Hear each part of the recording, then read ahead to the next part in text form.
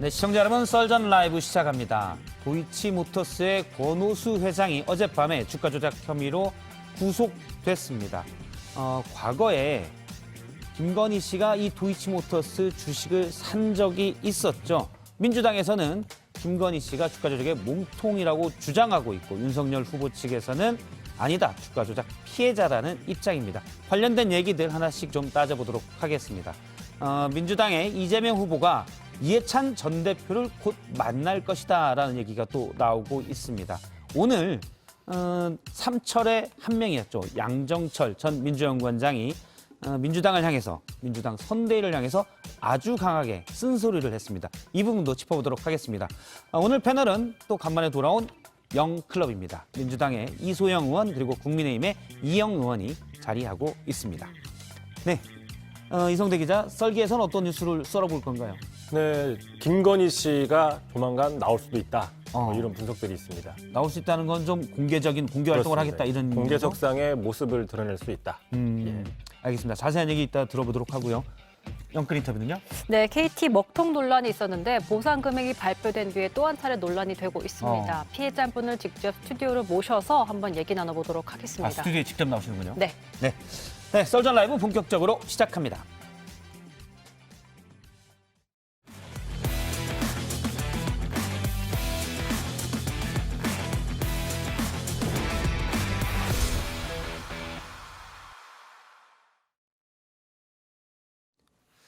예, 오늘 썰전 라이브 패널은 더불어민주당의 이소영 의원, 그리고 국민의힘의 이영 의원이 나와 있습니다. 안녕하세요. 네, 안녕하세요. 이영 의원님 또 간만에 뵙습니다. 오랜만에 와서 너무 반갑습니다. 네, 오시니까 스튜디오가 환해지는 것 같습니다. 그래요? 너무 반가워요. 감사합니다. 조명을 또 이렇게 많이 때려주시는 것 같기도 하고. 우리 너무 반가워하면 허은하 의원님 또 서운해하시는 거 아니에요? 예. 또 그런가요? 또, 약간 또 조절해야 되나요? 조절해야 됩니다. 알겠습니다. 지금 방송 못 볼 거예요. 지금 부산에 또 가시죠? 네, 그러니까. 예. 네. 알겠습니다. 먼저 첫 주제는 검찰에 달린 대선으로 했는데요. 예, 첫 주제는 검찰에 달린 대선입니다. 지금 민주당에서는 윤석열 후보의 부인인 김건희 씨에 대해서도 주가 조작에 관해서 수사해야 된다라고 주장하고 있고요. 또 검찰은 변호사비 대납 의혹과 관련해서도 이 부분 이제 민주당의 이재명 후보가 연관돼 있다고 야당에서 주장하는 건데, 여기서도 일부 압수수색을 하고 있습니다. 관련된 내용을 살펴본 텐데, 먼저 이 어젯밤 권오수 도이치모터스 회장이 구속됐는데요. 구속되기 전에 기자들과 나눴던 대화를 잠깐 보겠습니다.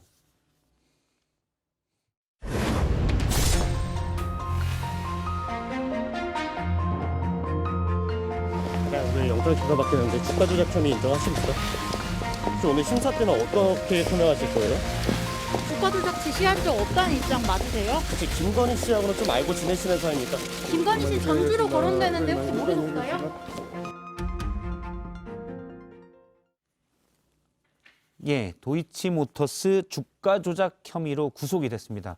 이 부분이 조금 복잡하긴 한데 제가 간단하게 상암동 일타 강사의 느낌으로 이 혐의가 어떤 건지 그래픽으로 잠깐 설명을 드리겠습니다. 네. 2009년 5월에 그래픽이 이제 준비가 될 텐데요. 예, 지금 나오고 있습니다. 2009년 5월 19일 날 김건희 씨가 도이치모터스의 주식을 3,225원에 장외에서 사게 됩니다. 판 사람은 도이치모터스에 어떤 관련이 있는 회사였죠. 그리고 도이치모터스 주가가 2,000원대에 있다가 2011년 3월에 약 거의 뭐 8,000원 가까이 오르기도 하는데, 검찰에서는 이 시기에, 그러니까 2009년 말부터 그다음에 2012년 정도까지 주가 조작이 있었다고 보고 있습니다. 지금 저 8억 장외 매수한 주식을 24만 주 정도 되는데 김건희 씨가 언제 팔았는지는 일단 나오진 않았습니다.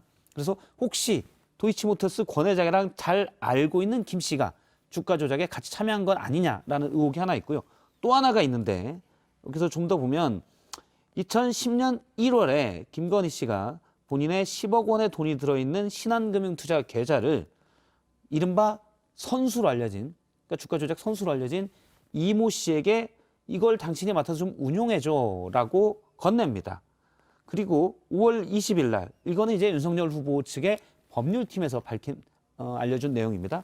5월 20일 날 손해만 봤어 라고 해서 이 계좌를 다시 회수합니다. 근데 이 이모 씨는 권오수 회장이 도이치모터스 어젯밤 구속된 권오수 회장이 김건희 씨에게 소개한 주가 조작 선수입니다. 그래서 이 부분에 대해서 일단 저 10억 계좌를 빌려준 건 빌려줬다기보다는 이름에서 준 건 이 돈도 같이 주가 조작, 주가 띄우는 데 쓰자. 그래서 같이 공범이다라는 게 민주당의 주장이고요. 하지만 윤석열 후보 측에서는 빌려준 건 약 넉 달인데 실제 도이치모터스 주식 거래를 한 거는 2월까지 7차례 거래를 했다. 이때는 주가가 별로 오르지 않았고 오히려 일임에서 4천만 원 정도 손해를 봤다는 주장입니다. 그래서 일단 이거는 이제 지난 경선 기간 동안 지난 10월에 윤석열 후보 법률팀에서 밝힌 내용입니다. 그러면서 신한금융투자 계좌를 공개하기도 했었지요. 예, 민주당에서는 김건희 씨가 주가 조작 의혹의 몸통이다. 검찰에 소환해서 조사를 해야 된다라는 거고요. 다만 윤석열 후보 측에서는 실제 저 일임 계좌에서는 4천만 원 가량을 손해봤다.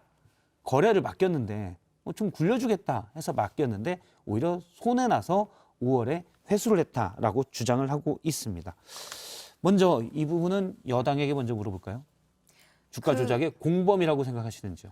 그러니까 일단은 실제로는 손해봤는데 어떻게 공범이냐 이렇게 얘기하는 거는 저는 이렇게 합리적인 반박은 아닌 것 같고요. 예. 홍준표 의원께서도 사실 이 부분에 대해서 굉장히 날카롭게 지적을 하셨던데 그 4천만 원이라고 하는 게 요 시점에서부터 요 시점 사이에 주가 변동상의 평가 손실을 얘기하는 예. 거지 실제로 최종적으로 내 돈에서 얼마를 벌었는지 까먹었는지에 대해서는 지금 제대로 나온 정보가 없거든요. 그래서 이제 4천만 원 손해봤다고 하는 것도 아직은 믿을 수 없는 것이고 다시 사실 거래 내역을 공개했는데 그게 이제 2009년부터 2010년까지죠. 그러면서 2010년 이후에 2011년에 사실 그때 주가가 많이 올랐는데 이 거래 내역은 왜 공개 안 하냐라고 경선 기간 중에 홍준표 후보 측에서 얘기한 바 있습니다. 주식 거래 내용 한 60페이지 정도 되는 것 중에 한 절반밖에 공개를 안 한 거잖아요. 그러니까 언제 샀는지, 언제 팔았는지, 돈은 뭐 어디에서 어디로부터 갔는지 이게 사실은 정확히 소명은 안 돼 있는 상태인 거죠. 예. 근데 사실은 우리가 상식적으로 생각해 보면 주가 조작이라는 건 어마어마한 범죄잖아요. 개미들을 울리는 범죄고 법정형도 굉장히 높은 범죄인데 주가 조작이 아니라 정상적인 거래를 의도했다라고 한다면은 이런 이모 씨 같은 뭐 어떻게 보면 그냥 누군지도 모르는 예. 선수한테 돈을 맡기진 않겠죠. 이게 도이치모터스 주식도 맡겼고요. 증권 계좌, 현금 10억 원까지 이 사람한테 맡겼거든요. 그걸 뭐 일임이라고 할지 뭐라고 할지 모르겠지만. 근데 이게 내가 그냥 정상적인 펀드 투자나 이런 걸 해서 돈을 벌겠다라고 생각했으면은 증권사나 신탁사나 사실 이제 정상적인 금융기관이 많음에도 불구하고 이런 누군지 알지도 모르는 그 어떻게 보면 이제 뒤에 있는 그늘에 있는 분한테 이런 큰 돈을 맡겼다는 것 자체가 일단은 이게 뭐 피해자라고 보기에는 예. 의구심이 많이 든다고 볼 수밖에 없을 것 일단 같아요. 한 번 더 정리를 하면 네. 권오수 도이치모터스 회장은 주가 조작 혐의로 어젯밤에 구속이 됐고요. 그건 2009년부터 12년까지 샀다 팔았다 하면서 주가를 올린 거죠. 올리면서 뭐 수백억 원 자금을 동원해서 올렸다. 일단 그건 검찰에서 보고 있는 혐의고 지금 저희가 얘기하는 거는 그것과 별개로 여기에 김건희 씨가 같이 했냐 아니면 피해자냐 이 부분입니다. 네. 예. 지금 이소영 의원께서 계좌에 대한 공개가 전체가 아니라 일부 계좌만 공개한 것은 문제가 된다라고 지적을 하셨는데 이 부분은 저는 문제가 되지 않는다라고 보는 게 이미 검찰이 증권사 6곳에 주식 매매 내역을 압수수색해서 다 가지고 갔어요. 예. 그래서 그 기간이 2009년도부터 2012년 전체를 가져갔기 때문에 그것은 지금 윤석열 캠프에서 공개를 하든 안 하든 이미 검찰이 확보하고 있는 거니까 기다려 보면 될 것 같고요. 예. 그다음에 왜 이렇게 뭐 증권사를 통해서 하지 않고 그랬냐라고 또 의혹을 제시하셨는데 실제 이분이 골드만삭스 출신이시더라고요. 그래서 예. 이모 씨가 그렇죠. 이모 씨가. 그래서 이 소개를 받을 때 뭔가 이력상에 전문성을 확보한 사람이다라고 소개를 받았다라고 하니까 정말 친한 사람이 좀 소개를 해주면 그 사람이 소개하는 내용을 믿고 가는 부분도 있잖아요. 근데 그 부분은 좀 봐야 될 것 예. 같고요. 제가 얘기를 하려고 하는 부분은 뭐냐면 그 보통 주가 조작을 할 때는 이번에도 그랬지만 수백억 정도의 돈이 동원이 됩니다. 예. 근데 이제 김건희 씨 같은 경우는 10억 정도가 지금 문제시되는 금액으로 거론되고 있어요. 하지만 뭐 금액이 중요한 건 아니죠. 저는 그 대선 후보의 배우자라 하더라도 예. 범법 행위를 했으면은 수사를 받고 거기에 해당하는 것들이 뭐 조사 결과에 따라서 뭐 이루어져야 된다라는 개인적인 생각은 갖고 있는데 뭐를 좀 고민을 해봐야 되냐면 지금 2013년도에 예. 그 윤석열 전 총장이 국정원 댓글 관련해서 조사를 막 시작하니까 약간 정치 보복성으로 수사가 됐던 부분이에요. 그런데 그걸 내사 종결했었습니다. 당시 이제 경찰에 내사 보고서가 있었지요. 네네. 예. 근데 그 내사 보고서를 갑자기 조국 사태 터지면서 윤석열 전 총장의 또 수사가 들어가니까 예. 경찰 한 분이 그것을 뉴스타파에 유출을 해서 보도가 되고 되자마자 열린민주당의 우리 최강욱 의원님께서 바로 기다렸다는 듯이 고발 조치를 진행을 하십니다. 예. 그래서 지금 수사가 1년 6개월을 진행하고 있어요. 그러니까 그 1년 6개월이라는 이 수사가 사실 추미애 장관 있을 때 정말 서슬 펄을 때라 조금이라도 의혹이 있으면 의혹이 의혹을 낳고 수사 결과가 발표가 됐을 텐데 아직까지 뚜렷한 게 없이 의혹만 있다라는 것은 야당 대선 후보에 대한 탄압이다라는 말씀이신 거고요. 그래서 결론만 한마디 말씀을 드리면 이게 배우자를 통해서 유력 대선 후보에게 흠집이 나서 결국 그걸 통해 가지고 정치 공세를 하는 듯한 느낌을 국민들한테 주고 있는 것은 좀 바람직하지 않다는 느낌을 받고 있습니다. 근데 사실 이제 그렇게 치부하고 그냥 넘어가기에는 일단 권오수 대표하고 이 씨의 혐의가 나름대로는 굉장히 뚜렷하게 드러난 상황이고 권오수 씨의 소개로 이 씨에게 상당히 거액의 돈과 일반인으로서는 사실은 굉장히 큰 돈이라고 할 수 있는 10억 원과 8억 원의 주식 같은 것들이 막 오고 가고 넘어가고 했던 과정들이 굉장히 석연치 않고 특히 이제 최근에 드러난 제기되고 있는 의혹이 장모까지도 윤석열 후보의 장모, 그러니까 김건희 씨의 모친이시죠. 이분도 지금 도이치모터스 전직 직원 임원하고 동일한 IP로 수차례 주식 거래를 한 지금 정황이 포착됐고 그 부분에서 이제 노컷뉴스의 보도가 있었는데 네.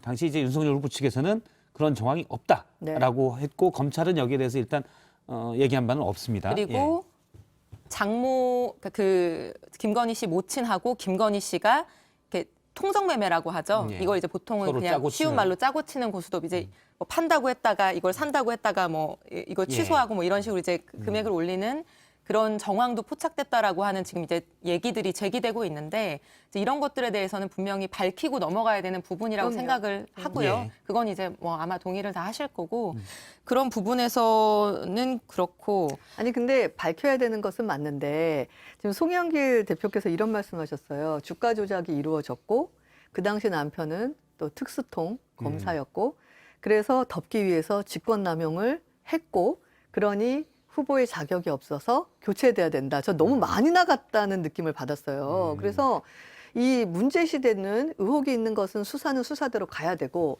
이 대선은 대선대로 치러야 되는데 이것을 지금 무슨 검찰 수사 대전으로 지금 몰고 있거든요. 근데 보세요. 자꾸 그렇게 가면 저는 민주당이 얻을 게 없다라고 보는 게 대장동, 백현동, 백현저수지, 변호사 대납비 너무 많고요. 이건 본인에 대한 문제예요. 그리고 배우자에 대한 문제지만 결혼 전에 일어났던 거예요.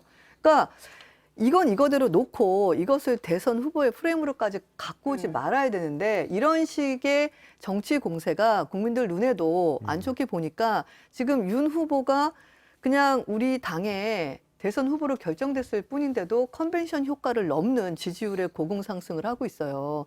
이런 것 자체도 사실은 우리가 좀 국민들이 무건이지만 그 뜻을 전달해 주시고 있기 때문에 이 프레임에서 벗어나서 수사는 수사대로, 그다음에 대선은 대선대로 정책 위주로 이렇게 가야 될 필요가 있는 것 같아요. 저는 참 이영호 의원님하고 생각이 비슷한 것 같아요. 이름도 비슷해요. 이름도 비슷하고 네. 생각도 비슷하고 네. 그래서 동의하고요. 예. 그러니까 사실은 어떤 의혹이 제기됐다는 것만으로 뭐 후보에서 사퇴하라고 하는 게 뭐 무리한 측면도 있죠. 근데 사실 저도 이제 고백하자면은 저도 이제 대변인으로서 논평을 쓸 때가 있는데 네. 이제 상대 당에서 자꾸 우리 후보한테 의혹만 가지고 사퇴하라고 하니까 예. 저도 가끔 이게 그 뭔가 그렇죠. 화가 나서 저도 사퇴하라고 쓸 때가 있어요. 근데 이제 국민들 시선에서 봤을 때는 어쨌든 이제 그 공당의 경선을 통해서 후보가 확정된 상황이니만큼 거기에 대한 좀 구체적이고 확실한 증거가 있어야 거기에 대한 책임을 묻는 것이니까 그런 측면에서는 문제의식에 저는 이제 뭐 네. 어느 정도 예. 동의한다고 말씀드리고 싶고 너무 막 사퇴하고 몸통이다 이런 표현은 좀 그런데 너무 나갈 수 있다는 너무 거죠. 나갔어요. 그렇긴 한데 또 대변인들끼리 좀 그러기도 해요. 아니, 근데 제가 말만 마무리할게요. 네, 그런데 사실 이제 이 도이치모터스 주가 조작 문제는 단순히 김건희 씨가 윤석열 후보랑 결혼하기 전의 문제인데 이렇게만 그냥 단정하고 넘어가기는 조금 어려운 부분이 물론 이 부분에 대해서 이제 뭐 이견과 앞으로 밝혀져야 되는 부분이 있지만 주가 조작의 의혹을 받는 그 부분은 결혼 전인 건 맞아요. 근데 그 이후에 이 문제가 제기됐을 때 그 검찰의 고위직 관료였던 그 남편의 힘으로 이 사건이 무마된 것이 아닌가라고 하는 것에 대해서는 도이치모터스 사건이나 장모의 요양병원 사건이나 이런 데에서 공통적으로 제기되고 있는 건 맞는 거예요. 그래서 네. 그 부분은 아직 뭐 근데 그 시기가 그것까지 인정을 하는데 그 시기가 추미애 전 장관이랑 대전 상태였어요. 그래서 그때 사실 이제 2013년이니까 국정원 댓글 사건에 네네 이제 계속 수사팀장이 이어져 돼서, 오고 예. 있거든요. 아니, 그래서 그때는 내사보고서 추미애가 때는. 아니고요. 아니요. 예. 그래서 저는 어떻게 보냐면 자꾸 우리의 대선을 누가 더 나빠라는 쪽으로 몰고 가는 것은 우리 정치권이 너무 어리석다고 생각해요. 첫 주제가 지금 검찰에 달린 대선으로 그 말씀은 맞아요. 그게 맞는데 지금 안타까운 얘기인 네. 거죠. 예, 안타깝죠, 사실은. 예. 그래서 그것도 근데 자초하는 게 정치권이라는 거기 때문에 의혹은 의혹대로 그다음에 범죄 사실이 있으면 그거에 해당하는 것으로 성역 없이 수사받아야 되지만 예. 그것을 자꾸 정치 프레임을 해가지고 대선 후보를 깎아내리고 지나친 공세는 문제가 그렇죠. 있다. 그런 건 저는 바람직하지 국민의힘에 않아요. 이영 의원님 같은 의원님들만 계시면 진짜 좋겠어요. 그러면 저도 그런 사퇴하라는 논평 안 쓰겠습니다. 이영 의원님 같은 분이 국민의힘에 몇 분 계신 것 같아요? 아니 많아요. 한 분, 이영 의원님. 70분 이상 있어요. 한 분 계신 네. 것 같고요. 네. 나머지 20분은 좀 이상한 분이신가 보죠. 저도 아니요, 그렇진 않고요. 동의하고 네. 그 지금 뭐 이재명 후보와 관련해서도 여러 가지 지금 주장이 제기되고 있지만 네. 거기에 대해서 확인되는 부분과 확인 안 되는 부분이 있는 거고 이제 뭐 예. 윤석열 후보에 대해서도 마찬가지라고 생각하는데 이거를 너무나 정치 공세로만 가는 거는 좀 안타까운 일이라고 생각하긴 합니다. 네. 제가 그러면 가정에서 이걸 여쭤볼게요. 그러니까 앞서 이제 혹시 수사 무마 의혹이 있는 것 아니냐, 그 부분 일단 빼고 지금 권오수 회장이 구속됐으니까. 근데 이제 권오수 회장과 김건희 씨는 여러 정황상 좀 친한 사이였던 건 분명 같아요. 사업을 같이 하면서 사업 관계에서 뭐 알게 됐든 어쨌든 간에. 그런데 만일입니다. 만일에 알고 보니 권오수 회장이 김건희 씨에게 네, 우리 회사 주가 올릴 텐데 내가 올릴 거야. 주가 지금 떨어져서 좀 올릴 거야. 근데 이 친구한테 돈을 좀 맡기면 김 사장도 돈 좀 벌 수 있어. 만약 이런 게 오갔어요. 아니 그러면 근데 결혼 전인데 결혼 2013년에 네네. 했으니까 결혼 전인데 이거는 근데 여당에서 하는 얘기는 배우자 영부인도 국격이 필요하지 않냐는 얘기도 있거든요. 이 부분은 그럼 어떻게 판단? 만약 그렇다면 아니 그런 가정입니다. 가정. 만약 그렇다면요. 네. 그 성남 마피아 단이요. 그건 제가 또 나중에 아니 물어볼 그러니까 거니까 그런 식으로 그거부터. 아니 제 생각에는 네. 그런 만약은 우리가 자꾸 만들 필요 없는 것 같아요. 아유. 그냥 지금 딱 팩트 의혹이 있으면 그 의혹을 빨리 수사해서 끝내야지 2013년에 또 하고 수사 개시 시점도 국민들 눈높이에는 안 맞아요. 아니 근데 이제 예. 그 제가 그러니까 아니, 앵커님의 질문은 제가 볼 때 특정한 어떤 사안에 대한 질문이라기보다는 그러니까 예컨대 그러니까 대통령 후보의 가족 특히 부인이 어떤 범죄를 저지른 걸로 확인됐을 때 그게 대통령 후보의 대통령 자격하고 관련이 되어 있다고 보는 거냐라는 그런 질문으로 뜻인데 잘 해주세요. 제가 앵커를 해야 앵커 될까요? 자질이 있으시네. 네. 사회자를 아니 알겠어요. 그런 불필요한 가정으로 네. 토크의 시간을 줄일 수는 없다라는 게 제 생각이고요. 그리고- 다음 질문 해주시죠. 알겠어요. 왜요? 다음 가정에 질문 답하지 해주시죠. 않겠다라는 네네네. 걸로. 아니 영부인의 그 범죄가 대통령 후보의 자격하고 관련이 돼 있는지 여부는 가정이 아니잖아요. 그거는 질문인 거지 하나의 근데 독립한. 뭐 그런 식으로 가설을 얘기를 하면 지금 너무나 많은 가설을 얘기해야 되기 때문에 지금 우리 토크 길지 않나요? 예. 빨리 다음 진행해 그러면 주시죠. 일단 거기에 대한 네. 답변을 네. 일단 안 하신 걸로 가정은 답변 안 하신 걸로 알겠습니다. 그러면 이제 검찰에 달린 대선인데 이제 이재명 후보 관련된 얘기를 해보도록 하겠습니다. 이제 공격과 이제 방어가 바뀌는데 네. 아, 저 질문이 있어요. 예. 네. 그래서 질문 그래서 넘어가자고 하신 거군요. 일단 이재명 민주당 대선 후보의 공직선거법 관련해서 변호사비 대납 의혹이 일었었죠. 일부 시민단체에서 고발을 한 내용입니다. 야당도 대납을 받은 거 아니냐라고 주장을 하고 있고요. 여기에 대해서 지난달 국감에서 이재명 후보가 당시 경기도 국감에 나와서 답변을 했는데요. 당시 발언을 잠시 들어보겠습니다. 그리고 제가 여기서 공식적으로 얘기합니다. 그 경찰, 검찰 압수영장 필요 없이 제가 계좌 추적 조회에 동의합니다. 저는 뭐 얼마든지 하시라는 말씀 공개적으로 드리고요. 2억 5천 몇백만 원을 제가 지급했고 다 연수원 동기들, 대학 친구 이런 분들 민변 동료들입니다. 예, 그런데 이제 검찰이 최근에 관련돼서 변호사 회에 수임료 관련된 내용들 압수수색을 했고요. 압수수색이 좀 들어갔습니다. 일단 검찰 수사가 좀 적극적으로 하고 있다고 보십니까? 이 부분에 대해서? 뭐 적극적으로 하고 하고 있는 있지 일들을 하고 있죠. 네. 예를 들면 지금 이제 변호사회 압수수색했고요. 예. 그 각 세무서? 예. 세무서에 대해서도 지금 뭐 자료를 다 받았더라고요. 음. 그리고 뭐 이미 제출 받는 방식으로도 지금 조사를 계속 하고 있고 하기 때문에 세무서는 이제 수임료를 얼마 받았으면 변호사가 그것들을 네. 신고를 하게 되니까 그런 내용을 좀 보려고 그러니까 압수수색하는 서울 거죠. 지역의 세무서도 압수수색을 했고 법조윤리협의회 사무실도 압수수색했고 예. 지금 이제 관련된 자료들을 다 압수수색 강제 수사 방식으로 하고 있는 거죠.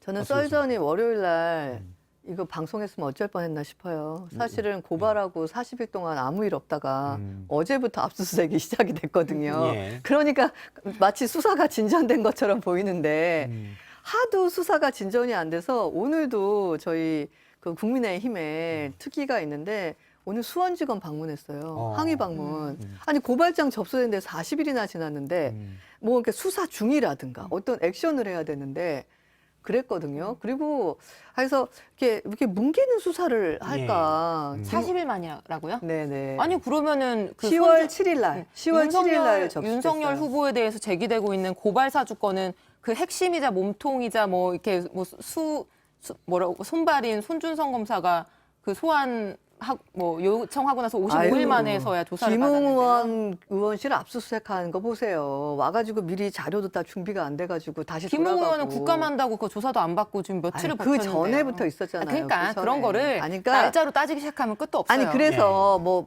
분리하시니까 그런 것 같은데 여하튼 그걸 떠나서 저 정말 저기 이소영 의원한테 여쭙고 싶은 게 네. 있었어요. 네. 변호사 출신이시잖아요. 그러네요. 네. 1심, 2심, 3심, 파기환소심 2억 5천으로 되나요? 제가 네. 그거에 대해서 권위 있는 나름대로의 답변을 드릴게요. 네. 제가 우리나라에서 수임료가 제일 비싼 로펌에서 일했던 변호사지 않습니까? 김앤장. 명칭은 거론하지 않으려고 했었는데 예. 그것 때문에 좀 욕을 먹기도 해가지고요. 그렇습니까? 네. 그 공직선거법 위반 사건에서 1, 2, 3심에 2억 5천을 썼다라고 하면은 적은 금액이 아닙니다.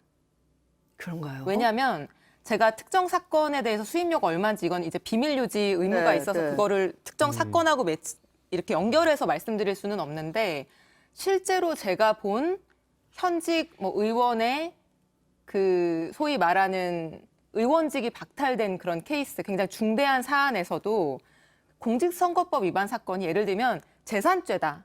뭐 무슨 삼성 회장이다, 예. SK 회장이다. 대기업 이런 총수 관련. 분들은 어마어마한 수임료를 쓰죠. 왜냐하면 진짜 돈이 너무 많으니까. 네. 그리고 이게 단순히 어떤 형사처벌만 문제되는 게 아니라 나중에 뭐 민사소송으로 예. 어떤 이걸 토해내야 될 수도 있고 하기 주주들이 또 소송 때문에 걸 수도 있으니까. 실제로는 뭐 몇백억, 몇천억의 어떤 위험에 노출되는 사건이라서 어. 수임료도 굉장히 큰 편인데 공직선거법 위반이랄지 이런 어떤 그 행정적인 효과하고 예. 연결되는 사건 같은 경우에는 비교할 수 없을 정도로 수임료가 차이가 많이 나고요. 아니 근데 그런 것들은 의원들이고 막 높으신 분들이고 하니까 좀 싸게 해주는 걸로 좀 돼 있는 거 아닌가요? 아니 그게 싸게- 아니라 네. 제가 봤을 때 공직선거법에 걸리신 분들도 주변에 좀 봤는데 네. 보통은 변호사 한 분 쓰세요. 한 분 쓰시는데 왜 변호사 대납 비용이 의혹이 있냐면 국내에서 내노라 하는 로펌이 10개예요.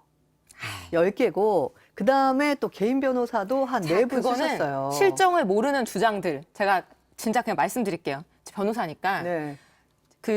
제가 이제 환경 운동 했었잖아요. 네. 그 환경단체들하고 이제 여러 가지 소송에도 관여를 예. 하고 그랬었는데 예컨대 제가 너무 바빠서 관여할 수 없는 사건에도 이름 좀 올려달라고 얘기하시는 경우들이 많아요. 왜냐하면 이게 이 변호사 업계에서는 약간 어떤 그 관행이랄지 문화가 있냐면은 공익소송이나 아니면은 예. 뭐 어떤 누군가의 어떤 뭐 정치적인 어떤 이런 게 걸린 거에는 많은 변호사들이 그 위임장을 내면요. 이거에 이렇게 동의하고 지지하는 사람들이 많다. 그러니까 마치 서명부처럼 예. 좀 그런 인상을 주는 경우가 있어요. 약간 그래서 이제 거품이 껴있다라는 말씀이시군요. 그러니까 실제로 그 재판을 수행하는 사람은 몇 명 안 돼요. 예를 들면 그 탈원전 뭐 관련된 여러 가지 활동하시는 교수님들 중에서 한수원 노조로부터 뭐 명예훼손이나 이런 고소를 아니, 당해서 그런데- 형사처벌을 아니, 진행 무슨 중인 말인지는 사건이 알겠는데 있었는데 그- 거기에 변호사들이 위임장을 몇 명이 냈냐면요. 정말 수십 명, 뭐 몇백 명일지도 몰라요. 네. 근데 약간 그런 뭐 사람들한테 이른바 이제 진보적 의제다라면 이제 상부상조, 둘의 향약처럼 여러 명이 같이 공동 서명해서 위임을 해준다는 말씀이죠. 그러니까 나는 이 사람 행동 지지한다는 거예요. 그러니까 이게 마치 이제 탄원서에 서명하는 예. 것처럼 그런 비슷한 느낌이 아니 저는 있어요. 이재명 후보께서 특권층이셔서 그런 식의 정말 서비스를 받으실 수 있는 분인지는 잘 모르겠는데 보통 국민의 입장으로서는 이게 뭐 기본이 아무리 작은 로펌 써도 기본 착수금이 500부터 시작이 되더라고요. 그리고 국민의힘에도 변호사, 판사, 검사 출신자들 많으세요. 예. 그러면 이게 우리가 아무리 정치 공세한다 그래도 법조계라는 업계가 분명히 있는데 말이 안 되는 금액을 갖고 서로가 우길 수는 없거든요. 근데 저희 국민의힘 내부에서도 아, 이 정도 하면 얼마가 들까 이런 것들을 좀 산출을 해요. 그러다 보니 의심을 하고 그러다 보니까 S사라는 곳이 변호사 대납 의혹까지 나오고 있는 거고 그러니까 이게 이제 압수수색까지 가고 있는 거거든요. 그래서 저는 아, 뭐 둘 중에 하나겠죠. 변호사비를 누가 내줬던가 예. 아니면 변호사비를 내지 않을 정도의 뭔가 특혜를 누리셨던가. 근데 그 특혜를 누리는 것도 큰 문제가 없다고 뭐 검찰 결과가 나오면 뭐 일반 국민들한테는 부러움의 시선이겠지만 인정이 되는 거고 아니 그렇지 않다라고 산출을 그러면 해보셨다고 했는데 네. 변호사비를 산출해 보셨다고 했는데 제가 뭐 어떻게 산출하셨는지 모르겠지만 약간 장담하자면은 그 산출 잘못된 겁니다. 왜냐하면 1심에서 보통 얼마 들어요? 아니, 얼마 그러니까 들어요? 1심, 2심, 3심, 파기환소심. 와, 그리고 이게 시간이 엄청 끌잖아요, 계속. 자료를 아주 꼼꼼하게 해오셨네요. 네, 아니, 여기 지가 법무법인 이름까지 다 써갖고 왔어요. 성실한 보좌관을 그러니까 예를 두신 거예요. 들면은 네. 민주노총 위원장이 집회나 파업을 하다가 형사처벌 되는 경우가 있죠. 예. 거기에 변호사들이 수십 명, 수백 명이 이름을 올리는데요. 그거를 지금 이영호 의원이 말씀하신 대로 변호사비를 산출하잖아요. 몇십억 원을 줬어야 될 거예요. 하지만 그렇지 않잖아요. 그걸 문제 삼지 않잖아요. 그 문제 삼지 않는 이유가 그런 행동이나 활동에 동의하는 예를 들면 주로 민변 변호사들이 이름을 다 올리면서 그 지지의 마음을 예. 표시하기 이제 때문이고요. 보시죠. 지지의 마음에 대해서 돈을 지불하지 않지 않습니까? 그래서 일반적인 상식에서 생각하는 변호사 뭐 비용하고 아니 근데 그렇게 되면 예. 이재명 후보는 또 뭐가 걸리냐면 김영란법에 걸려요 지금. 그러니까 그 권익위에서 그 친구에 준하는 가까운 사이일 경우에는 가능하다. 근데 그것도 사실 지금 논란이 되게 커요. 그럼 친구 아니라 그냥 예. 아는 사람, 명망 있는 분들. 여기 예를 들면 송두환 인권위원장 같은 경우 질의드렸거든요.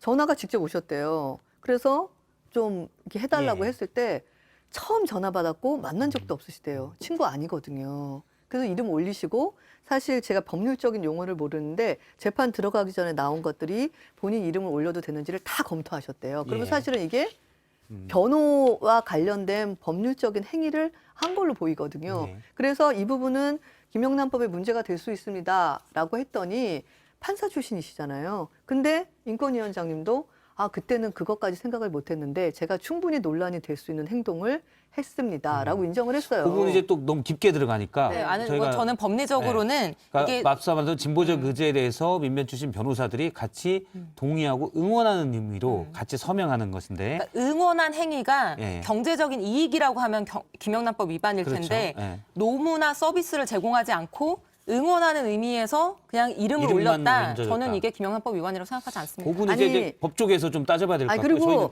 일단 네, 마지막 얘기만 하면 김영란법을 왜 만들었냐. 보통 국민들이 누리지 못하는 여러 가지 특혜로부터 예. 청탁으로부터 그 기준점을 만들기 위해서인 거예요. 그런데 그 응원이라는 것이 대단하신 분들이 무료로 많이 응원을 했다. 그런데 그건 응원이니까 김영란법에 저촉이 안 된다. 이거 논란이 될 수 있을 거예요. 그거는 예. 법리적인 부분이니까 법리적으로 두고 보시죠. 그거는 네, 많은 네. 논쟁이 좀 필요한 알겠습니다. 부분일 것 같아서 네. 일단 앞서 김건희 씨의 주가 조작 피해자냐 공범이냐에 대한 시청자 의견 양쪽에 하나씩 소개를 하겠습니다. 일단 시땡땡님께서는 결혼 전 일이 왜 후보 검증의 대상이 되나 라는 의견을 주셨고요. 그다음에 닭땡님께서는 닭입니다. 리을 기억은 아니고 기억으로. 네네. 네. 땡님께서는 강도가 강도짓하다 다치면 피해자가 되나라는 의견을 또 주신 바 있습니다. 그러면 이제 사실은 검찰 수사에 여야가 서로 왜 나만 빨리 해? 왜 나만 세게 해? 라고 할 수 있는 또는 저쪽이 이렇게 미진해 할 수 있는 참 이번 대선이 좀 이례적인 대선인 것 같기도 하고요. 예. 안타까운 일입니다. 그렇습니다. 예, 그러면 이제 두 번째 주제를 보도록 할 텐데요. 두 번째 주제 강재영 아나운서가 준비했습니다. 오늘 민주당 이재명 대선 후보와 이해찬 전 대표와의 만남이 예고됐습니다. 이 만남에 관심이 쏠리는 건 국민의힘 윤석열 후보 선대위 수장으로 김종인 전 비대위원장이 유력하기 때문이죠. 그런데 아시다시피 이 두 사람은 이념보다는 악연에 가까운 사이입니다. 30여 년 전 이렇게 맞대결을 벌여서 이 전 대표가 배지를 달았습니다만 2016년 총선을 앞두고는 김종인 당시 비대위 대표가 이 전 대표에게 공천을 주지 않았었죠. 이후 21대 총선에서 두 사람은 여야 수장으로 맞붙었었고 결과는 이 전 대표의 승리였습니다. 이제는 킹메이커 대 킹메이커로 맞붙을지도 모르는 두 사람. 그렇다면 승리는 누구의 몫일까요? 혼자 놀아. 예, 두 번째 주제는 이해찬 대 김종인으로 잡았습니다. 이재명 후보가 오늘 원로들과의 간담회, 차담회가 있었는데 여기에서 이해찬 전 대표를 만난다라는 얘기가 있었는데 일단 만나지는 않은 거죠 아직. 이 차담이 오늘 있었던 일정은 아니고요. 좀 예. 잘못 알려진 그런가요? 상태입니다. 네. 만나진 않고 오늘 만나진 않았습니다. 만날 계획인가요? 지금도 사실 경선 때부터 이해찬 전 대표님이 이제 이재명 후보를 도와주고 조언도 그렇죠. 많이 해주고 계셔가지고 종종 연락하시는 걸로 알고 있습니다. 그러면 그냥 외부에서 자문하고 자문하고 조언을 주는 정도인지 아니면 캠프에서 실질적으로 꼭 캠프 어떤 자리를 맡진 않아도 실제로 영향력을 해서 어떻게 보면 캠프의 기강을 잡는다, 선대위의 기강을 잡는다 그렇게 할 수 있는 건지. 어떻게 지금 보세요? 시점으로 보면은 예. 아직까지는 캠프에서의 어떤 구체적인 역할을 하신다거나 직함이 없더라도 영향력을 행사하신다거나 이제 이런 활동은 안 하고 계시고 예. 그냥 조언자 그런 응원하시는 마음 정도 보내는 걸로 알고 있습니다. 그렇군요. 이해찬 대 김종인으로 저희가 각을 잡아봤는데 직접 붙지는 않겠군요. 이해찬 대표님이 현재까지는 저는 그럴 것 같은데요. 네. 김종인 전 비대위원장은 이제 전면에 서겠죠. 네, 서실 겁니다. 자신 있게 얘기하셨는데. 거의 마무리가 다 되고 있는 것 같고요. 예. 그 전에도 김종인 위원장님이 전혀 저희 국민의당에 안 계셨던 분이 아닌지라 전화도 되고 다 되거든요. 건너서도 하고 너도 물어봐 이렇게 하도 할 수 그런가요? 있고 예. 네, 오실 거라고 확신합니다. 예. 네, 네. 일단 그러면 제가 앞서 이제 왜 이해찬 전 대표가 혹시 와서 선대위의 기강이나 뭔가 중심을 잡지 않을까라고 여쭤본 건 선거의 머리라고 불렸던 양정철 전 민주연구원장이 오늘 민주당 의원들을 일부 만나서 아주 쓴소리를 했습니다. 기자들에게서 만나서도 얘기를 했는데요. 양정철 전 민주연구원장의 얘기를 잠깐 들어보겠습니다. 현재 당 선대위 관련해서 좀 내부에서 위기다 이런 말도 나오고 있는데 현재 상황을 좀 어떻게 바라보고 계신지. 매우 어려운 상황이죠. 매우 어려운 상황인데 오늘 우리 의원님들하고도 사실 제일 고민하고 얘기 나누고 싶은 얘기가 그 대목이니까 윤광로 선대위가 가동돼서 가고 있는데 굳이 제가 꼭 나서야 되나 하는 생각을 여전히 좀 갖고 있고요. 예, 양정철 전 연구원장이 이재명 후보를 돕는다라는 얘기가 이전부터 잠깐 있긴 했는데 어느 정도 구체적인 말들로 이렇게 하진 않았는데 오늘 쓴소리를 잔뜩 했습니다. 제가 오늘 저 모임에 갔었고요. 갔어요? 네, 점심 식사도 같이 했는데 예. 그 양정철 원장님이 일단 당에 대한 진짜 그 깊은 애당심이 있으신 분이고 예. 근데 이제 지금 한 발 떨어져서 문재인 대통령 당선되고 나서부터 전혀 공직을 맡지 않으시고 계속 이제 바깥에 계셨고 잠깐 작년 총선 때 이제 당에 들어와서 일을 하셨지만 그 이후에는 또 내려놓고 이제 나가셨던 예. 상황이거든요. 그래서 이제 바깥에서 보니까 조금 이제 걱정되는 부분도 많고 이렇게 가야 되는데 저렇게 가면 안 되는데 이제 이런 부분들이 많이 보이실 거 아니에요. 예. 원래 한 발 떨어지면 더 그렇게 보일 텐데 그런 그 애정 그리고 그런 이제 답답함 예. 그런 것들을 좀 말씀해 주시고 싶어서 오셨고 저는 이제 한 3, 40분 정도 이렇게 뭐 기조 발제처럼 발제를 해주셨는데 굉장히 좋은 말씀이었어요. 느끼는 바가 많았고 대선이라고 하는 게 어떻게 보면 정말 양 진영, 각 진영에서 죽기 살기로 싸워야 되는 모든 거를 걸고 하는 경쟁이잖아요. 저는 이제 전쟁이란 단어는 안 쓰고 싶은데 어쨌든 굉장히 정말 사활을 걸고 하는 경쟁임에도 불구하고 저 스스로도 내가 정말 절박하게 그리고 이 대선의 의미를 완전히 내가 잘 내 몸에 받아들여서 정말 국민들 설득하기 위해 모든 걸 다 하고 있나? 이제 이런 걸 되돌아보는 시간이었고. 예. 이분 이런 얘기를 했습니다. 양정철 전 위원장이 절박함이나 절실함이 느껴지지 않는다. 이재명 선대위에. 그리고 의원들의 한가한 술자리도 많고 외유 나갈 생각도 하고 있고 해외여행이죠. 죽기 살기로 뛰지 않는 분들이 많은 게 현실이다. 그리고 이제 선대위 자체가 역할 분담이 되게 애매모호하다. 의사결정 체계가 상당히 불명확하게 돼 있다. 이런 얘기까지 다 했습니다. 그러니까 이게 어떻게 보시면 선대위에 계신 분의 입장에서 맞아요? 제가 맞다 그러다 이렇게 뭐 틀리다 이렇게 답할 수 있는 처지는 아니고 제 입장이 대변인인데. 그래도 아까 울컥하면서 얘기하는 걸 느껴가지고. 아니 근데 지금 그냥 표정이 맞다는 표정으로. 캠프에 대의명분이 없나 봐요. 아니고. 이 초선 의원들을 마음속으로 어렵게 잠깐만 만드는. 들어보세요. 네, 네. 그러니까 이게 일각의 네. 비판과 우려가 있어요. 그걸 네. 제가 전달을 하자면은 네. 제가 동의하는 건 아니지만 네. 딜레마가 있지 않습니까? 아. 이게 어쨌든 이재명 후보를 중심으로 이제 쭉 왔던 캠프가 있고 다른 후보의 어떤 같이 했던 캠프들이 있고 이른바 또 용광로를 합치시다 보니 제3지대에 있었던 분들이 있고 이거를 원팀으로 합치는 거에 집중하다 보니까 이게 너무 커진 거죠. 선대위 자체가 커진 거고 또 수평적으로 이 캠프들을 통합하려고 하다 보니까 어떻게 보면 제가 아까 전쟁이란 말은 쓰고 싶지 않다고 했지만 사실은 이제 전쟁이란 단어도 우리가 많이 쓰는데 예. 전쟁에서는 의사결정 구조가 어떻게 보면 단순해야 되고 효율적이어야 되고 뭔가 이런 체계가 잡혀 있어야 되는 거라고 우리가 알려져 있는데 이게 수평적으로 이제 되다 보니 통일하다 보니까 그런 것에 있어서 미비점이 좀 드러나는 측면도 있는 거죠. 근데 반대로 이제 딜레마는 만약에 이거를 그냥 이재명 캠프 중심으로 효율적으로 작게 짰다라고 하면은 또 반대의 어떤 우려가 나왔을 거예요. 그러면 뭐 민주당은 훨씬 더 큰 정당인데 원팀은 어디 갔냐? 원팀은 어디 가냐 이제 이런 비판이 나왔을 거라서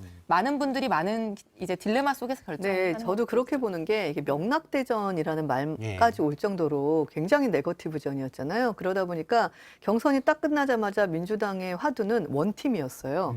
그래서 맨 처음에는 여성 의원들을 전면에 내세운다, 뭐 초선 의원들을 전면에 내세운다, 혁신의 코드를 가지고 미래에 대한 얘기를 하자라고 굉장히 많은 논의들이 있었거든요. 근데 막상 짜자잔 했더니 여기서 한 분 들어오면 여기서 한 분 들어와야 되고 이렇게 하다 보니까 사실은 그때 말했던 상징적인 의미인데 초선이나 여성들도 다 사라지고 이렇게 균형이 된 거예요. 그러니까 지금 컨트롤 타워가 없다라는 게 다른 뜻이 아니라 너무 안배만을 지금 균형점만을 잡다 보니까 이제 무엇을 위한 균형이냐가 되게 퇴색되어 있는 딜레마가 상황이죠. 있을 것 같아요. 말씀하신 대로 뭐 안배를 또 안 하면 원팀은 어디 가고 독주다 뭐 이런 얘기가 또 나올 수도 있고. 그래서 아직 이제 국민의힘이 선대위를 꾸리시기 전이어서 이렇게 남의 집 얘기니까 좀 재밌게 하시는 것 같고 이제 선대위 한번 짜보십시오. 정말 아니 이제 어렵습니다. 곧 이 집 네. 얘기도 할 겁니다. 네, 그 집도 어려워질 거고요. 네. 양재철 전 민주연구원장이 사실 되게 효율, 의사결정, 빠른 실행, 성과 이런 걸 되게 중시하는데 그래서 뭐 청와대나 기강도 이런 부분도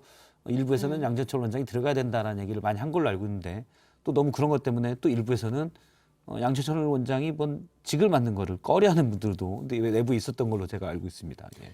그리고 양정철 원장님께서 굉장히 전략가시고 예. 여러 가지를 한꺼번에 이제 고려하는 이제 인사이트가 있으신 분인데 실제로 뭐 나서서 막 어떤 직을 맡고 자리에 욕심내고 하시는 스타일은 아니세요. 그래서 본인의 성향도 아마 영향이 좀 있는 것 같고요. 알겠습니다. 그러면 이제 이쪽 국민의힘 아니 근데 선대위를. 저 오래간만에 왔는데 네. 두 분이 오래간만에 만나신 것 같아요. 왜요? 그래요? 너무 두 분 얘기를 많이 해서 저 이러고 한참을 있었어요, 정말. 죄송합니다. 네. 이제 저희가- 국민의힘 얘기를 네. 많이 하세요, 민주당 많이. 얘기를 하려고 네.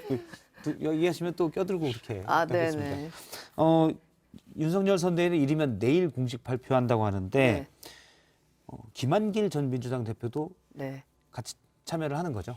지금 뭐 단정 짓기는 어렵지만 굉장히 확률이 높은 걸로 얘기가 되고 있기 때문에 아마도 합류하실 것 같아요. 그러면 친문 빼고 다 모이는 건가요? 네, 그렇죠. 그럼 반문 선대위. 아니 반문 선대위라기보다 네. 전 요번에 저희 그 선대위 구성을 보면서 뭐 이렇게 희망을 갖고 있는 게 두 가지가 있어요. 하나가 뭐였냐면 지금 김종인 위원장님이나 우리 이준석 대표나 예. 윤석열 후보나 다 사실은 외부인이시잖아요. 예. 외부인이셔서 그래서 또 이렇게 좀 아쉬운 면도 있지만 사실은 개혁에 대한 드라이브를 사실은 같이 가져갈 수 있는 기회가 또 있기도 해요. 예. 그리고 이게 이제 명락대전이 너무 아주 세게 하다가 이게 헤어지시다 보니까 이게 예. 결론이 나다 보니까 저 호남에 지인들이 굉장히 많거든요. 근데 정치인들이 아니라 호남에 계시는 분들부터 저희 경선했을 때 나는 이재명 후보는 지지 못하겠다. 예. 뭐 이런 식의 얘기를 많이 하시면서 그 국민의힘 지지 쪽으로 돌아서시는 분들이 굉장히 많았어요. 근데 전 그걸 단순히 정치적으로 우리 팀이 많아진다 이런 느낌이 아니라 제가 정치를 하기 전이나 시작하고 나서 우리나라가 크지도 않은데 동서로 이렇게 나눠져 있는 것들 그리고 우리 정치인들이 어떻게 보면 계속 끊임없이 약간 이용했던 면들 그런 게 되게 가슴이 아팠어요. 그래서 동기야 어떻게 됐든 시작점이 되게 중요한 것 같은데 예. 이 명락대전의 후유증으로 호남에 있는 분들이 많이 국민의힘을 지지를 해서 뭔가 이렇게 분열이 통합으로 가는 계기가 된다라는 것은 당을 떠나서 되게 의미 있는 일인 것 같아요. 그리고 예. 지금 말씀하신 것처럼 김한길 전 대표나 사선 하셨고 그 국회 부의장까지 하셨던 또 박주선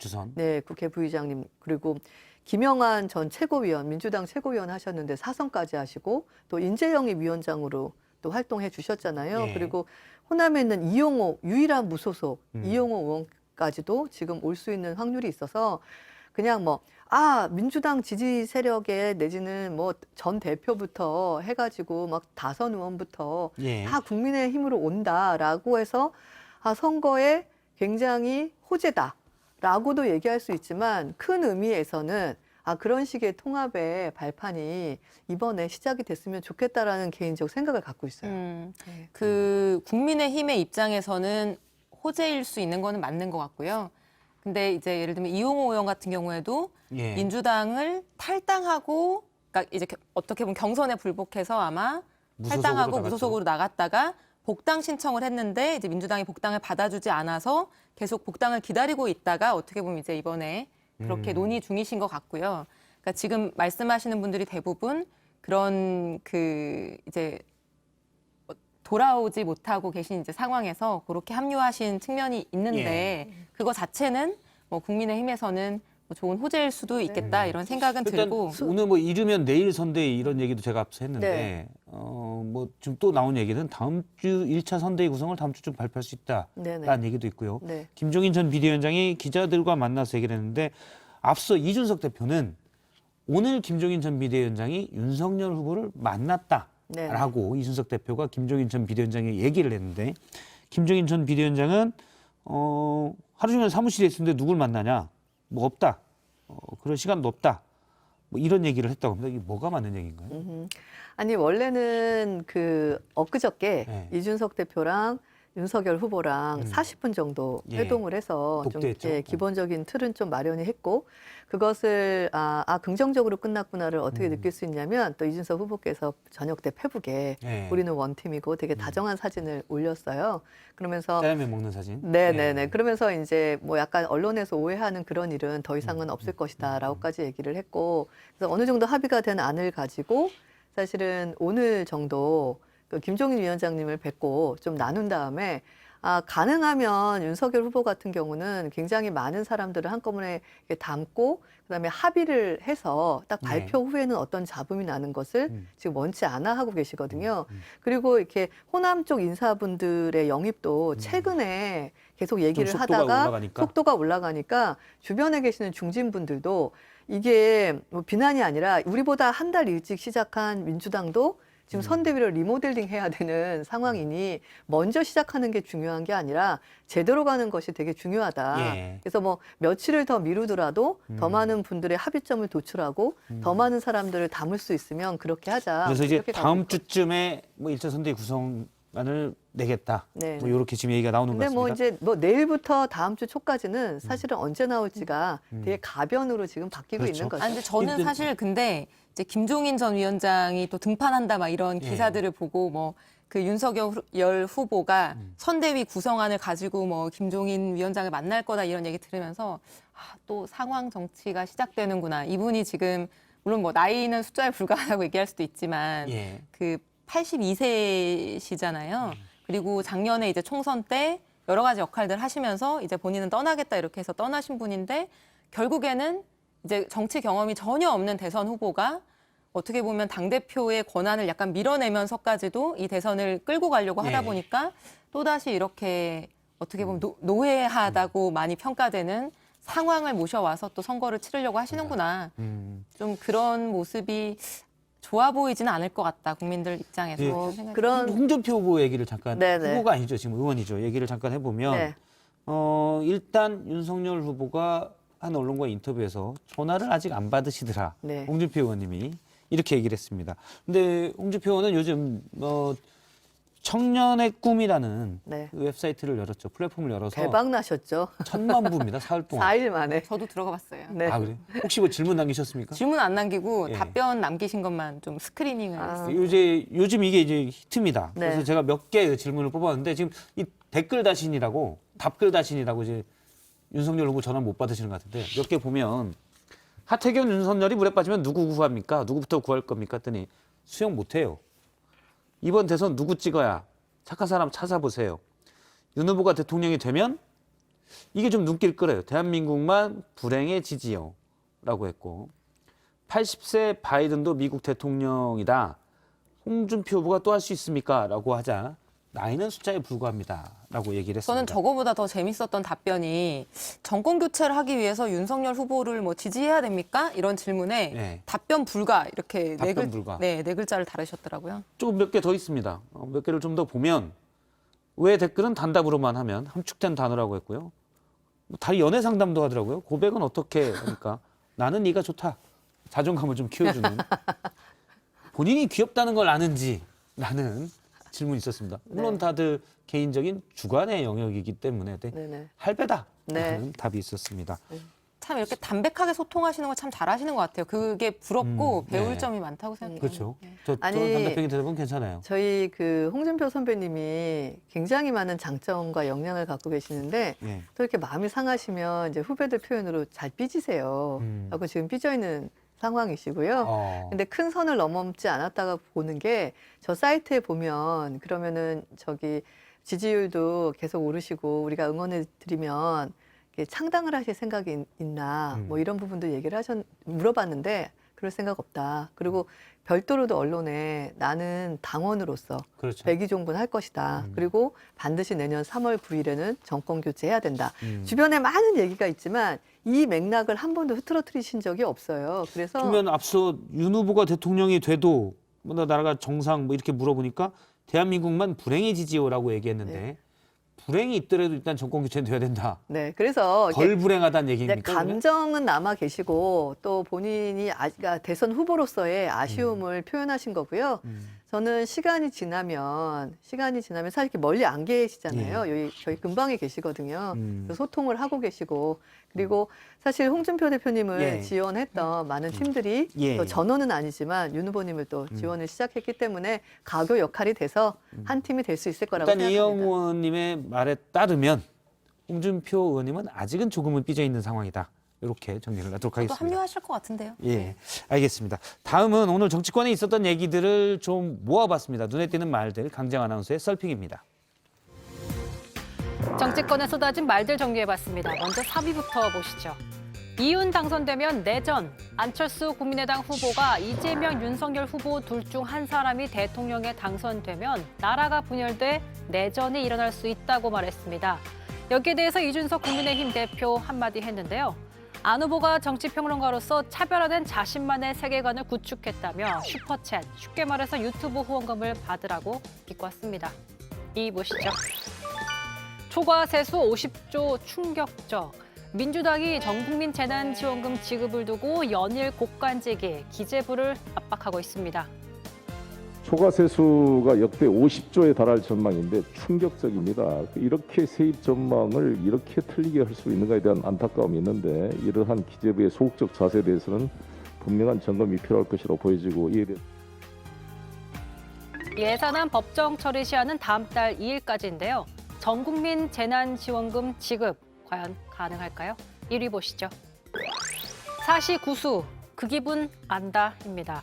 수능을 하루 앞두고 응원 메시지를 내놓은 유력 대선 후보들. 사법시험 장수생으로 알려진 윤석열 후보는 사법시험을 구수한 사람이라 어느 정도 그 기분을 안다며 격려를 했고요. 이재명 후보는 노력은 절대 사라지지 않는다. 온 마음으로 응원하겠다라고 했습니다. 내일만 바라보며 노력해왔을 수험생 여러분, 저희 썰라 제작진도 응원하겠습니다. 여러분이 픽한 오늘의 썰 무엇인가요? 예, 강정 아나운서가 오늘 눈에 띄는 썰 3가지를 정리했는데요. 하나씩 골라서 좀 촌철살인을 더해주시겠습니까? 먼저 이소영 의원님부터. 전 내일이 이제 수능 날이어서 이제 내일 방송에 나올 수는 없으니까 미리 좀 응원의 마음을 전하고 싶어서요. 지금 이제 두 대선 후보께서도 응원의 메시지를 남기셨더라고요. 근데 이제 저도 뭐 한참 전 일이지만 이제 수능 때 생각해 보면 되게 추웠고 엄청 떨렸고 좀 두려웠고 그 수능이라고 하는 게 엄청 거대한 산처럼 느껴지는데 그거를 넘으면 그 뒤에 어떤 인생이 펼쳐지고 있을지 좀 걱정되기도 하고 설레기도 하고 막 그런 그 감정이 되살아나더라고요. 매년 이때가 그래서 되면은. 명문대 가신 거고요.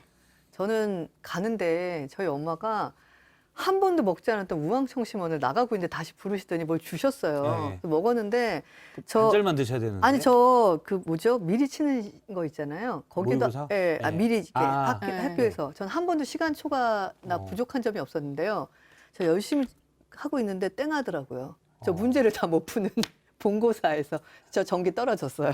아, 오히려 이렇게 너무 마음이 아픈 기억이 편해지셔서. 있으시구나. 네, 우리 어머니 때문에. 예. 저는 그냥 수험생분들한테 해드리고 싶은 얘기는 그게 정말 높은 산처럼 보이고 그 뒤에 인생이 되게 불확실하게 느껴지겠지만 그 뒤에는 또 햇빛도 있고 네. 꽃도 있고 구름도 있고 뭐 그 산을 어떻게 넘든지 빨리 넘든지 늦게 넘든지 간에 좋은 인생이 펼쳐질 것이다. 행복하고 아름다운. 네. 저도 제 첫 해가 지지난해 연속 시험을 봐서 시험 뭐 연속 저도 2번 봤으니까 2번 봐서 수능 날에 관심이 조금 있었는데 올해는 또 관심이 별로 안 생기더라고요. 이게 수능이 부모 마음이 간사해져서. 근데 뭐 저는 딱 수능 끝난 다음에 했습니다. 자, 이제 네가 알아서 잘 살아라.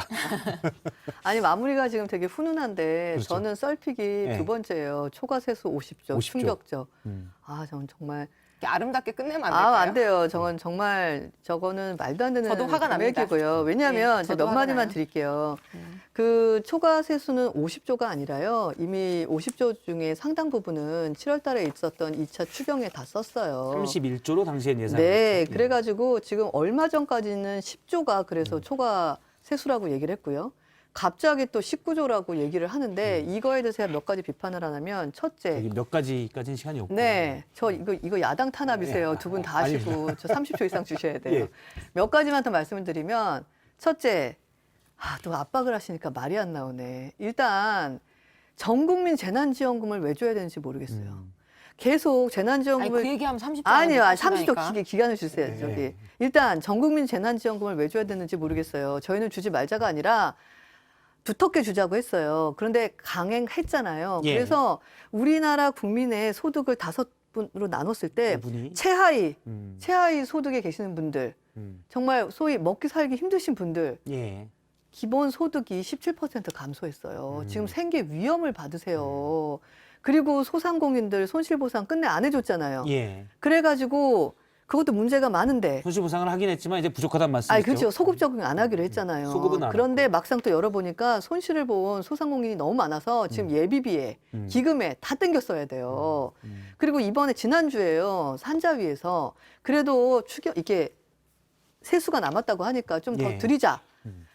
재정적으로 안 된다고 정부가 그래서 관철도 안 됐어요. 그런데 이재명 후보가 줘야 된다라고 얘기를 하니까 예. 4일 뒤에 예. 민주당에서 그 얘기 시작하면 저도 해야 돼요. 재정을 그러면 압박을 저도 해야 하면서 돼요. 이제 시간이 다 그래서 끝나서. 결국 제가 지난주에 행안이었는데 이재명 후보 말한 지 14일 2주도 안 돼서 안이 4개나 그렇게 올라왔어요. 하시면 민주당에서 저도 합의가 안 봐서. 반박을 아니 해야 그래서 되니까. 저는 뭐냐면 결론만 말씀을 드리면 예.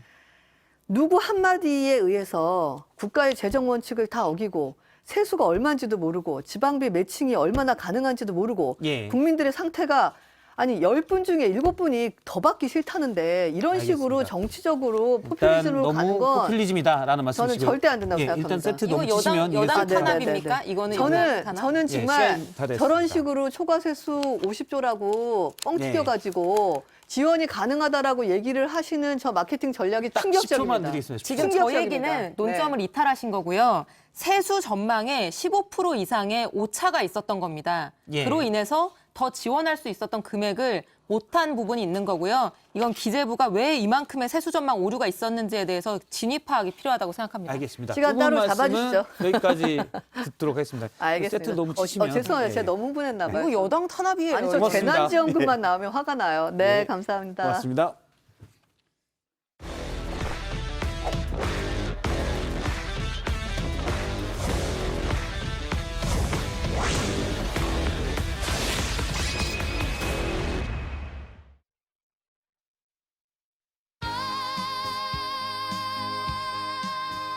옛날이요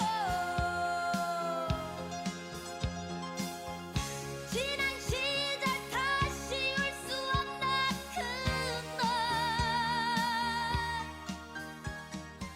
그날 네, 옛날이 그리워지는 수요일입니다. 수험생들 이제 내일 수능이 볼 텐데 오늘 이성대 뉴스 열기는 뉴스를 한번 썰어보죠. 네, 오늘 준비한 재료 바로 이겁니다.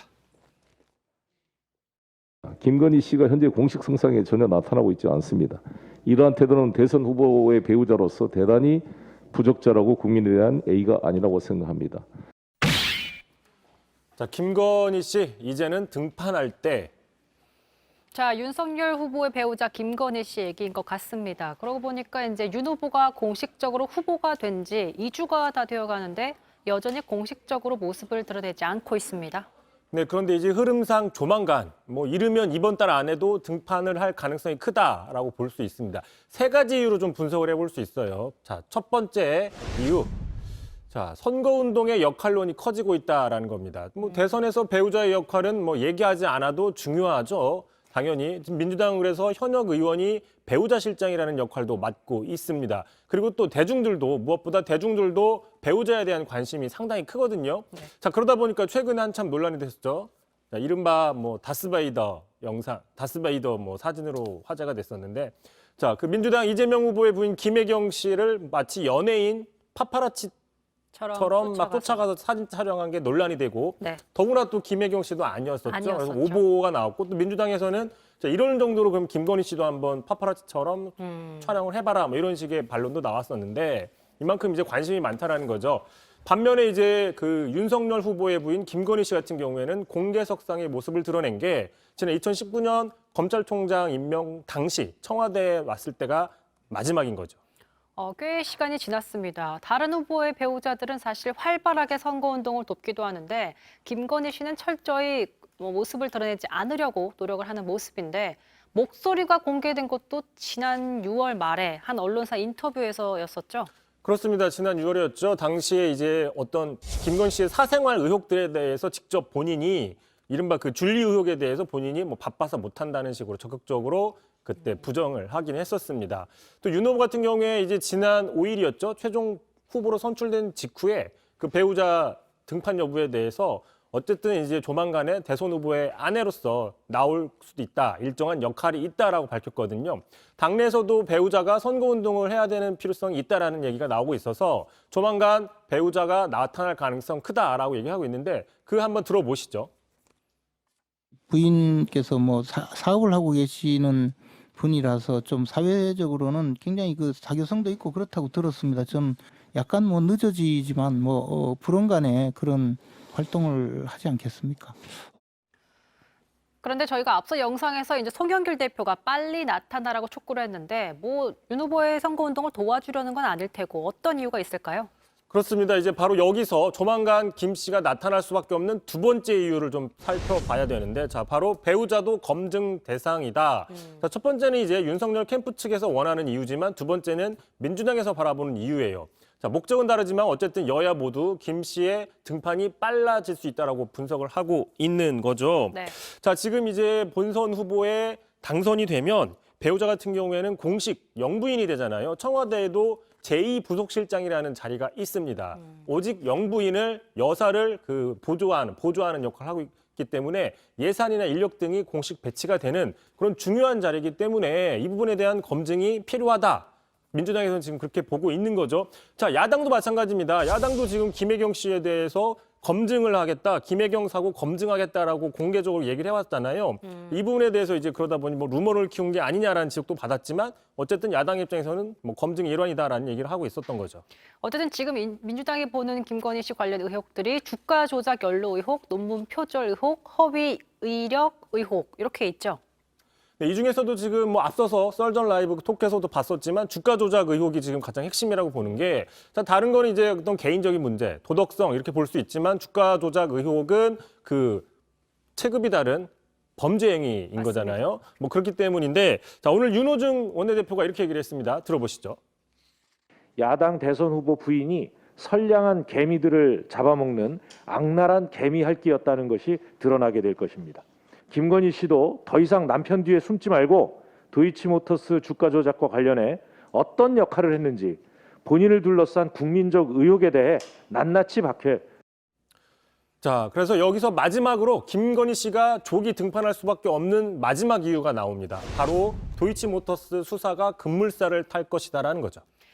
사실 이제 어제 주가 조작 의혹 받고 있는 도이치모터스 권오수 회장이 구속됐습니다. 그러면서 이제 선수로 지목되고 있는 이모 씨도 검거가 됐는데 이 씨는 당시 김건희 씨에게 돈을 받아서 운용했던 사람으로 지금 지목이 되고 있습니다. 네, 앞서서 다 보셨지만 그 이 씨 최근에 구속이 됐었죠. 선수로서 선수를 검거를 했습니다. 자, 이제 김건희 씨의 그 10억 원을 이 씨가 받아서 운용을 했던 장본인인 거죠. 자, 권오수, 이 씨, 이 사람들이 다 검거가 있기 때문에 검찰 조사를 하다 보면 당연히 김건희 씨에 대한 조사도 이어질 수밖에 없다라는 전망들이 많이 있고요. 뭐 이러면 다음 주에도 조사가 될 수도 있다, 뭐 이런 얘기도 나오고 있어요. 왜 조사를 할 수밖에 없는지 뭐 법조인의 얘기 한번 들어보겠습니다. 입을 열면 뭐 당연히 부를 거고, 입을 안 열더라도 지금 김건희 씨 같은 경우는 굉장히 공적인 어떤 관심사가 높은 인물이기 때문에 최소한의 뭐 대질 신문이라든지 아니면 뭐 각각 별도로라도 신문을 하든지. 어쨌든 주가 조작 의혹 핵심 인물들의 신병이 확보됐으니 검찰 수사 흐름으로만 봐도 조만간에 이제 김 씨가 직접 공개석상에 등장할 수밖에 없다는 설명이었습니다. 근데 윤석열 후보는 어쨌든 주가 조작 관련된 거에 대해서는 모른다라는 입장인 거죠. 그렇죠. 지금 경선 기간 동안 홍준표 후보가 계속 공세를 폈지만 그에 대해서 결백하다, 오히려 몰랐다, 오히려 손해를 봤다라고 그러면서 일부 계좌 내역도 공개하기도 했었는데, 자, 당시 모습 한번 다시 보겠습니다. 이 양반이 골드만삭스 출신이라고 해서 좀 위탁 관리를 좀 맡기면은 좀 괜찮을 것이다. 우리 그런 거 많이 하지 않습니까? 뭐 도이치 골드만삭스 출신이라고 하니까 실력이 있어서. 그런데 한 4달 정도 맡겼는데 손실이 났고요. 저희 집사람은 거기서 안 되겠다 해서 돈을 빼고 그 사람하고는 절연을 했습니다. 아무 적이 없습니다. 어쨌든 법조계 일각에서는 손해 여부가 중요한 게 아니라 그 주가 조작 여부를 알았는지 인지 여부가 더 중요하다, 뭐 이렇게 얘기를 하기도 합니다. 그러니까 윤석열 캠프의 필요이든 민주당의 검증 요구든 검찰의 수사 흐름상으로 볼 때 조만간 공개석상, 이 이유들만으로도 공개석상에 나타나지 않을 수가 없다라는 이야기인 것 같습니다. 알겠습니다. 두 번째 썰 주제 바로 보죠. 자, 두 번째 준비한 재료 바로 이겁니다.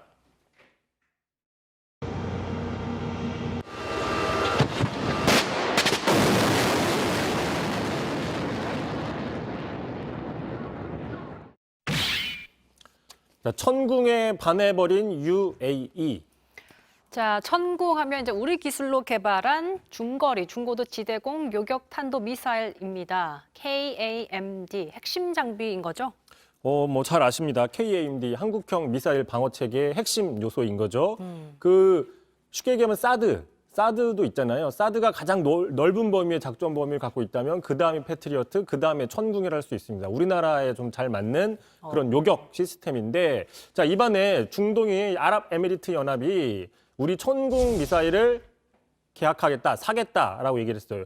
약 129억 디르함이라고 합니다. 우리 돈으로 4조 1,500억 정도 되는 상당히 꽤 큰 규모의 계약인데 네. 국내 방위산업 사상 최대 규모이고요. 참고로 이 UAE의 이 납치 경쟁에서는 이스라엘의 바락 미사일 시스템이 경쟁을 했는데 우리께 채택이 됐다고 해요. 천궁이 바락을 이긴 거죠. 그만큼 뭐 기술이 좋다는 건데 탄도탄 요격에 있어서 우리 기술이 해외 시장에서 인정받았다는 의미가 될 수 있습니다. 근데 UAE 하니까 몇 년 전에 임종석 당시 청와대 비서실장이 특사 방문을 놓고서 온갖 이제 의혹들이 나왔던 적이 있잖아요. 뭐 그 시절에 제가 또 청와대 출입을 했어서 그때가 좀 많이 생각이 나는데 2017년 12월이었습니다. 임종석 당시 비서실장이 갑자기 UAE 특사로 가면서 온갖 설들이 나왔죠. 뭐 북한 접촉설, 그다음에 MB 비리를 캐러 간다. 또는 뭐 탈원전 때문에 UAE가 속상해서 왜냐하면 이제 저희가 원전을 수주해줬잖아요. 네. 속상해서 상당히 문제 제기를 해서 무마하러 갔다. 여러 가지 설들이 있었는데 결국 이후에 밝혀진 거는 그 이명박 정부 당시에 그 원전 수출하면서 비공개 군사협정을 맺었는데 쉽게 얘기하면 유사시에 우리 한국군이 자동 개입해주겠다. 이런 거였지만은 이 부분이 현 정부 들어와서 뭔가 조율이 매끄럽지 않아서 양국 간에 문제가 불거질 것 같아서 특사를 파견했다. 이렇게 좀 알려졌죠. 결국 이런 문제들도 있고 하면서 이번에 천궁 수출까지 이어진 거 아니냐. 뭐 이런 분석도 해볼 수 있을 것 같습니다. 복잡한 거를 다 해결하고 천궁까지 수출했던. 어쨌든 우리 군사과학 기술이 점점 발전하고 있는 모습입니다. 어떤 구매하고 싶은 다른 나라들도 더 빨리 나타났으면 좋겠다는 생각도 드네요. 알겠습니다. 이성대 뉴스썰 여기까지 하겠습니다. 수고하셨습니다.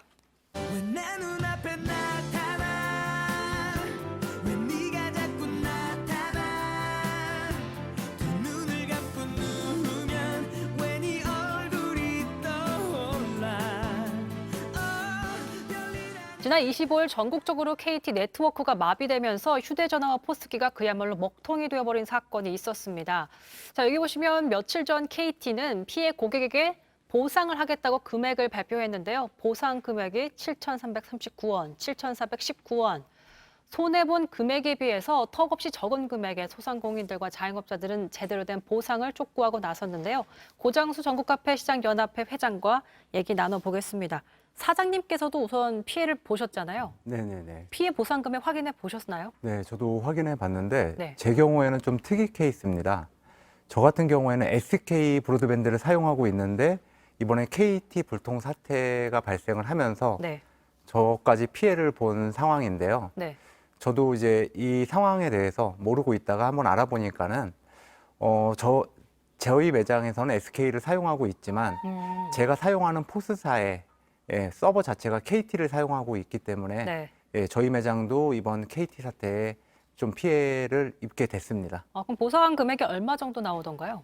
저는 KT 사용자가 아니기 때문에 또 이제 영원히 나온 상황인 거죠. 그럼 포스기만 KT였기 때문에? 네네네. 알겠습니다. 그럼 주변에 다른 분들도 좀 제가 앞서 언급했던 7,000원대의 보상 금액을 받으시는 거예요?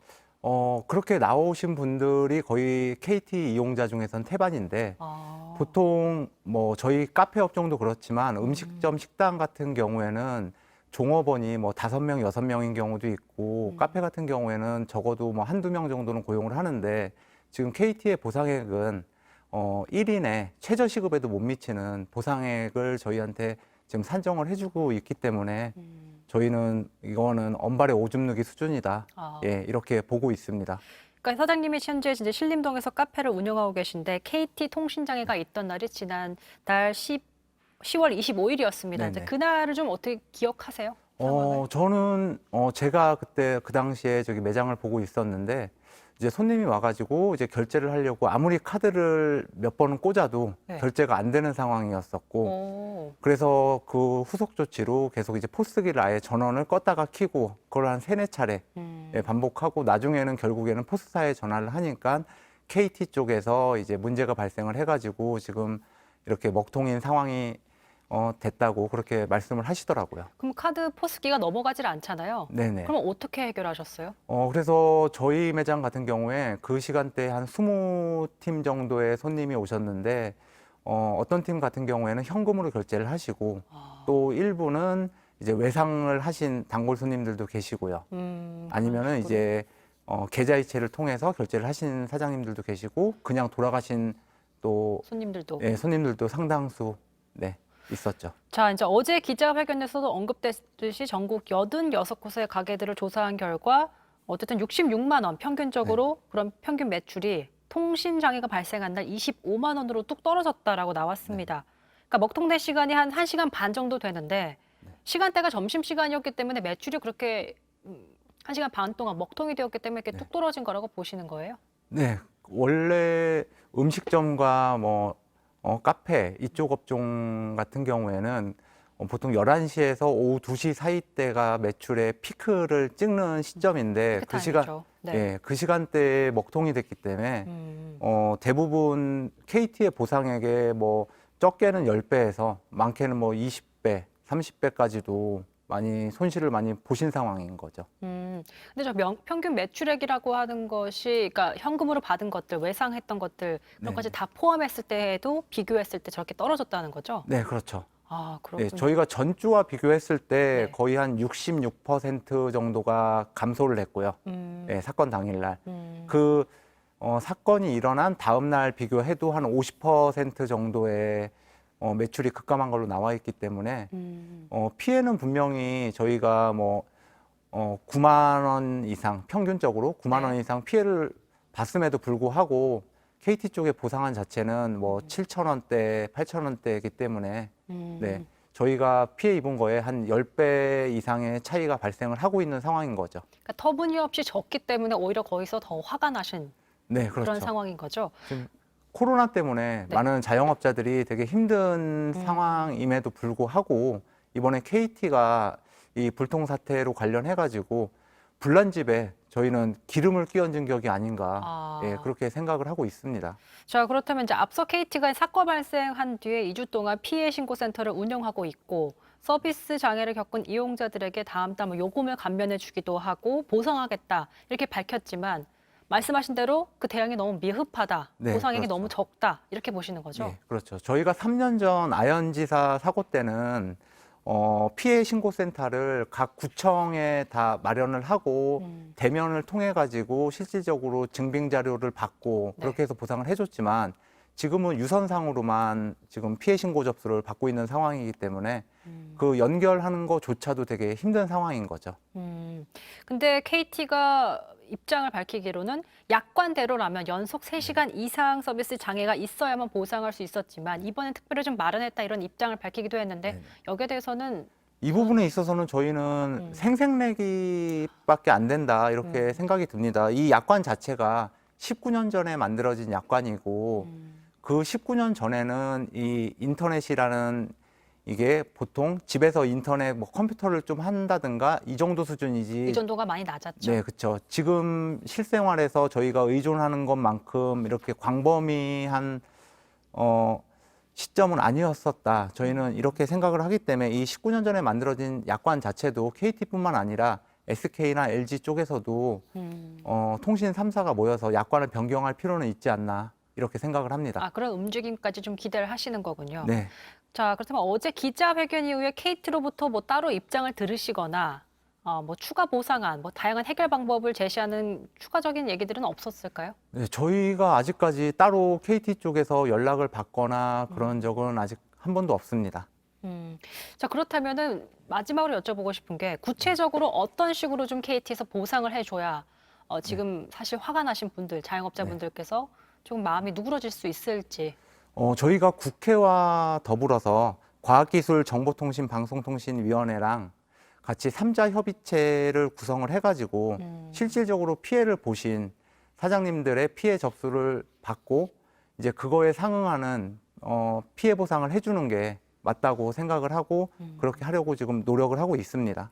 어쨌든 3위 협의체가 만들어져서 실질적인 보상을 받고 싶다라는 말씀이시죠? 그냥 생색내기용 피해 보상이 아닌 실질적으로 피해를 입은 만큼의 보상을 저희는 원하는 거죠. 더도 말고 딱 그만큼만 피해 입은 것만 돌려둬라. 네. 알겠습니다. 네, 지금까지 전국카페사장연합회 고장수 회장과 얘기 나눠봤습니다. 고맙습니다. 네, 감사합니다. 네, 오늘 썰전 라이브 여기까지입니다. 계속해서 뉴스룸이 이어지고요. 저희는 내일 저녁 6시에 다시 찾아뵙겠습니다. 시청해주신 여러분 고맙습니다.